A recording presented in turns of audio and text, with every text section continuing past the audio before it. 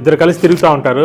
వాడు తింటే బానే ఉంది, నాకు తింటే బాగలేదు, నాకు ఏ చిన్న తిన్నా రోగం వస్తుంది, వాడు ఏ తిన్నా రోగం రావట్లేదు అని చాలా మంది ఫీలింగ్ ఉంటుంది. ఎందుకు వచ్చింది ఇది అని మీకు క్లారిఫికేషన్ ఇస్తాను. సపోజ్ 10 మంది కలిసి మనం హోటల్కి వెళ్ళాము, వాళ్ళందరూ తింటారు, వాళ్ళందరూ ఆరోగ్యంగా ఉంటారు. మీరు కొంచెం తినగానే వాళ్ళందరికీ తక్కువ తిన్నారు, అయినా మీకు అనారోగ్యం వచ్చింది. ఎందుకని మీరు బాధపడుతుంటారు. ప్రతి ఒక్కరికి ఉన్నదే ఈ ప్రాబ్లం. హోటల్కి వెళ్ళినప్పుడు 10 మంది టీ తాగుతున్నా, 10 మంది మసాలా తింటున్నా మీరు తినాలనుకుంటారు. వాళ్ళకి ఏం కాలేదు కదా, నాకు ఏం కాదనుకుంటారు. పక్కనే హాస్పిటల్ ఉంటుంది. హాస్పిటల్కి వెళ్ళినప్పుడు 10 మంది 10 రకాల హాస్పిటల్, ఒక్కరు ఒక రోగంతో బాధపడుతూ ఉంటాడు. అక్కడ మాత్రం వాళ్ళతో పాటు ఉండాలని మీరు అనుకోరు. హోటల్లో ఉండాలనుకుంటారు, వాళ్ళతో పాటు తినాలనుకుంటారు, అక్కడ మాత్రం ఉండాలనుకోరు. సేమ్ ఇదే రీజన్ అండి. అంటే మన మనిషి వాళ్ళకొక్కరికే సమస్య వచ్చిందని ఫీలింగ్ అవుతా ఉంటారు. అందరికీ ఉండిద్దండి, ఏదో సమస్య ఉంది ఆహారం విషయం. ఒకరికి ఒకటి తింటే ప్రాబ్లం, ఒకరికి ఇంకోటి తింటే ప్రాబ్లం. వాడు తిన్నాడు కదా నువ్వు తింటే అదే ప్రాబ్లం వచ్చింది. పలావ్ తిన్నా లేకపోతే చికెన్ తిన్నా, ఏ తిన్నా వాడికి కలిసి వచ్చింది. అలా నువ్వు తినగాకంట. అంటే మీరు తినే ఆహారాన్ని మీరే కంట్రోల్ చేసుకోవాలి. పక్కన వాళ్ళతో పోటీ పెట్టుకొని వాళ్ళు తిన్నారని మీరు తింటే మీరే అనారోగ్యం పాలవుతారు.